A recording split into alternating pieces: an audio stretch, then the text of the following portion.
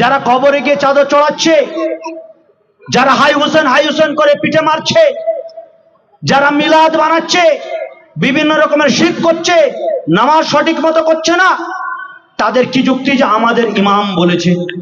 তো ভাই, আমি যেটার বিরোধিতা করছি সেটাও তো আমার ইমাম বলেছে। আপনি আজকে এমন একটা সমাজে জন্মালেন যেই সমাজের মানুষ কবরে যায়, কবরে গিয়ে চাদর ছড়ায় বলে আপনার মনে হলো যে কবরে গিয়ে চাদর চড়ানোটা ঠিক।